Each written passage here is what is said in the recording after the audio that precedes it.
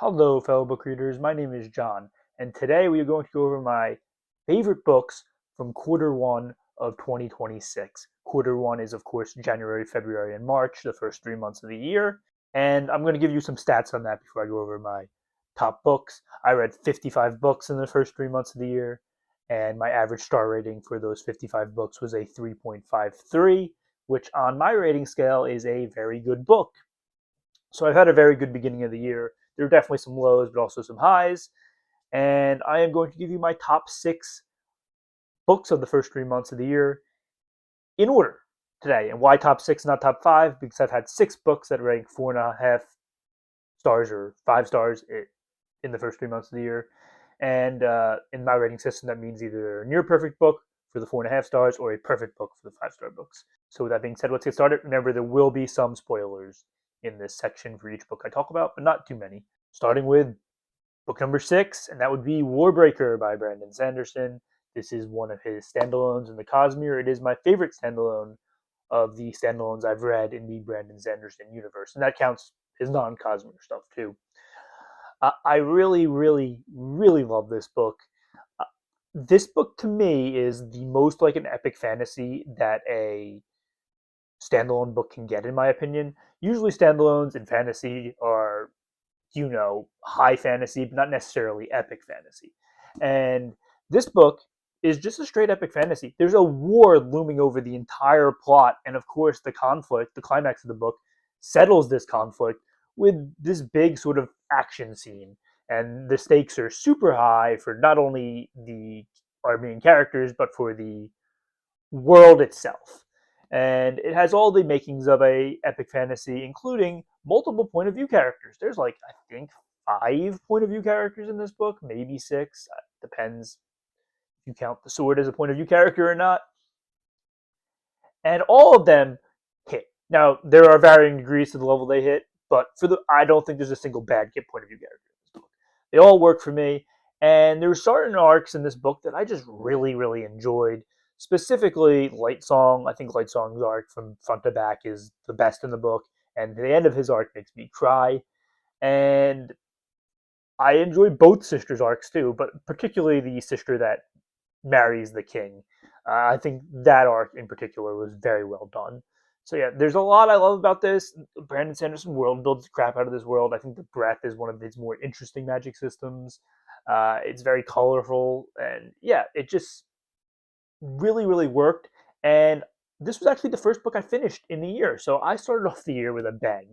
I gave this 4.5 stars. Okay, and then clocking in at number 5. It's actually a book I don't own the physical copy of, and that would be Cold Days by Jim Butcher. It's part of the Dresden Files universe. It's book 14 in the Dresden Files universe. It is my favorite Dresden Files book so far, and in my opinion, the peak of the series. Now, I know a lot of people think Changes is the peak, and there's other people that argue Battleground is just as much a peak as Changes. I just disagree with that. I enjoyed both of those books, but to me, Cold Days is the stuff that I really think Jim excels at writing out, which is the Fae stuff. This book's all about the Fae. I think the Fae are the best storyline, the best characters in the Dresden Files as a whole. So yeah, I really, really enjoyed this book. Was basically a Fae book, and we had great scenes from Mab, we had great scenes from Maeve, we had great scenes from Tatiana, and we really learned more about Mab's motivations in this book in particular. And she's a pretty mysterious character. We still don't know everything about her, but we learned a lot about her in this book. This book also introduces a lot of the Fae world in more detail. We get Santa Claus in this book, and he's actually a Fae, and I thought that was really funny and really charming and really worked. We also learn about Nemesis in this book, who is sort of, I think, the big bad of the Dresden Files so far. So we learned of his existence and what he does, and we got more lore on Demon Reach, of course, which is the island that Harry Dresden is the warden of. So that's all perfect. You get a lot of overworld lore dumps in this book that set up the overarching plot of the entire Dresden Files, but you also get this awesome, just like microcosm case in this book. It's the best of both worlds, and it really ends in a great climax on Demon Reach, where there's just this awesome fight scene, and you don't know whose loyalty to trust. Is it Mab? Is it Maeve? Is it Titania? Uh, yeah, and before that, you have the Great Hunt leading up to the climax, and that's awesome because that's like in all the myths around the Fae and things like that. So seeing that in this series was really great, and it had been building for books, and it really delivered. But then you get the great action on Demon Reach itself, where just like the most shocking twist that could happen at the end happens, and it really set up the future for a particular character, Molly, that is probably my second favorite character in the entire Dresden Files. So yeah, this book had just everything that I wanted in it, and I do think it's the peak of the Dresden Files. And I read the entire Dresden Files books in January and February this year. So, and I did give that one 4.5 stars, by the way. Okay, and then at number 4, our last 4.5 star book, and that is Best Served Cold by Joe Abercrombie. This is the first standalone in his 3 standalones, which take place after the original trilogy. I think it is the best standalone of the 3, and it is one of my favorite revenge stories I've ever read. So yeah, this is a revenge story. It's about our main character Manza, who is out on a revenge for the murder of her brother and the attempted murder of herself by the king, one of the kings. And there's just a ton of action in this book, and the action's all good, and a lot of it's even better than good. A lot of it's great. But then there's 6 different point of view characters, and every single point of view character is like all of them. Even the wildly cartoonish Master Poisoner works, and the characters that aren't in point of view characters also deliver to the story, and it all comes together in a great way.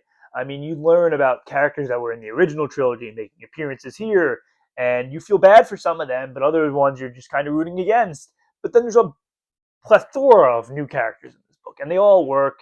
And there's nothing about this book that I hated. Everything I loved about this book, including the end, including the twist that her brother was actually kind of evil, and probably did deserve to die. But you know, you still were rooting for the character, even though that is the case. Our main protagonist, Manza, even though that was the case. And yeah, it ends in a really, really satisfying way. And she defies Baez at the end, who is like the overarching main antagonist of the entire First World universe. So that's very interesting. There isn't anything that I hated about this book, and almost everything I loved about this book. I do think perhaps it could have been a tiny bit shorter, but other than that, perfection. 4.5 stars, easy, near perfect for me. I love this book. Okay, then we're going to get to our 3 5-star reads, and at number 3 is actually another book I don't own, and that is Skyward, the first book in the Skyward series by Brandon Sanderson. This is his young adult science fiction series. If you don't like young adult, you're not going to love it, but I do happen to like young adult books. I like all subgenres of fantasy, so this blew me out of the water. And again, this is science fiction, not fantasy, but it's science fiction written for a fantasy reader. Let's just be honest. There's magic here. There's a over. There's a war over the entire conflict that's about to take place. We're in an army school, but it feels very much like a magic school at the same time, right? It has sort of Harry Potter vibe-esque to it. But what it really feels like to me is if Luke Skywalker went to the Rebel flight school in A New Hope instead of going off with Obi-Wan Kenobi. So yeah, I really love that. And the book starts off with a conversation between Spencer, our main protagonist, who is a child, and her father, who is one of the flight leaders. He is a fighter in the pilot's system of the planet that we're on, and he dies. But they say he abandoned his crew midway through the battle, and he was actually a traitor. No, not a traitor. He was actually a coward. And that's a question that looms over the entire book. And right away, we kind of know it's suspicious, but we don't know why. And the answers we get at the end are a little bit surprising, but in a good way. And yeah, it's awesome. And that's like the main question. But then Spencer sort of gets discriminated against because her father was a coward. and she has like a rough life growing up, and they won't take her into army school, but she manages to get in anyway. And all she wanted to do in her entire life was take after her father and be a pilot and be a fighter. And there's just a lot of like great questions going on. Like, what's going on with Spencer? Does she have this magic? Is it magic or is it actually a disease? Who are these evil overlords that are trapping these people on the planet and constantly attacking them? Why is humanity like at a loss on this planet? What is going on here exactly? And I think this book has sort of a great antagonist in like a Dolores Umbridge style headmaster in Judy Ironsides Evans. Yeah, just awesome character, and I really really like Spencer, and I really like the sort of found family side characters that join up in her school and sort of grow to like her as the book goes on. Yeah, there's a lot to love about this book, including a quirky, funny side character. That's all I'm going to say about him or her. Yeah, just a great book. 5 stars for me. Uh, you'll see where it ranks in my all-time sci-fi books when I put my top 10 sci-fi books out next month. It will be there. I do promise you that. Okay, and at number 2 would be a book that was actually released this year, and that is Agnes Albert's Mystical Cat Shelter by Heather Fawcett, another standalone fantasy book. This one is not an epic fantasy, it's just a high fantasy. Not even really a high fantasy, it's an urban fantasy with some high fantasy elements to it. And I love this book. I love pretty much everything Heather Fawcett writes. Like, I've read 8 Heather Fawcett novels now, and all of them have hit. Every single one of them. And this is up there with the first Emily Wilde book and the third Emily Wilde book as my favorite. This book is great. It has quirky, fun side characters, just like Heather Fawcett always writes. It has 2 main characters that you can really, really latch onto and root for. It's got a great balance of humor, atmosphere, magic, and action. It has a twinge of romance to it that really, really works. The plot sounds so ridiculous. It's about this cat shelter that is magical because there's a magician involved, obviously. Um, and it's sort of a cozy fantasy. And the cozy elements are really great because you get to see the slice of life stuff. And sometimes I love a book with great slice of life characters and activities. And that works here. That worked a lot in this book. But over it all, there's an overarching plot between these 2 wizards that are battling over these artifacts. And how is that going to play into our main character's life, who is not a wizard at all? She's just a person who wants to run her couch shelter. Yeah, it's awesome. Awesome book. And it has a great climax that really pays off. So you can read it if you're really into cozy fantasy, but if you're looking for like a great climax with great action, it has that too, with some real stakes. This book has a bit of everything, and it's a very quick read. It also has a great cover. Easy 5 stars for me. Loved it. And that brings me to my number 1 book of quarter 1. And honestly, I'm not sure if any book's going to top it this year. Now, it could. It could be topped. I'm not saying it can't be topped, but this is a phenomenal book. And that is The Last Argument of Kings by Joe Abercrombie. It is the 3rd and final book in his original First Law trilogy. It's awesome. It wraps up the trilogy in like such a fantastic way. Our characters don't lose themselves; they stay morally gray, but some of them have like a twinge more of light to them by the end, and some of them don't. Like Pharaoh, I did not want Pharaoh to like have this come to life moment where she becomes like this better person and realizes that she was wrong, and she doesn't have that. She stays Pharaoh from beginning to end, and that's awesome. Awesome. That's exactly how her story should have went. Uh, but Glotka, he becomes a better person.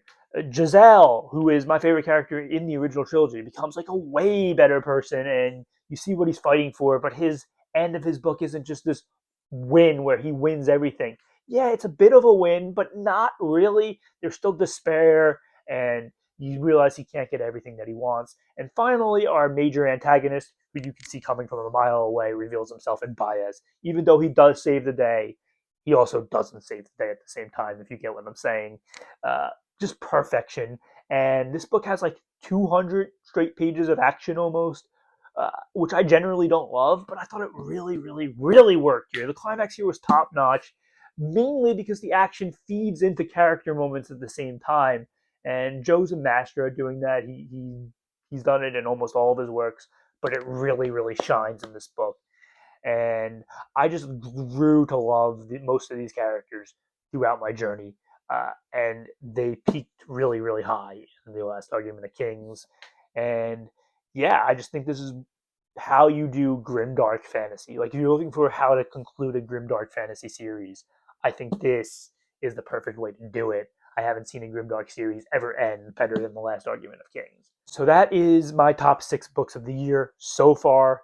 I really, really have had a great start to my reading year so far. I've read a bunch of different series, both long, some short series, some trilogies. I've read some standalones. And yeah, it's been great to reflect on some of the best books that I've read so far. Let me know if you've read any of these down below, or what books you've read in quarter 1 that have stood out for you. I want to hear it all. But next week, I'm actually going to do my least favorite books from quarter 1, which I also can't wait to share because I think there's some picks on there that other people wouldn't have. And I'm interested to hear everybody's thoughts on that. So stay tuned for that. And as always, thanks for watching.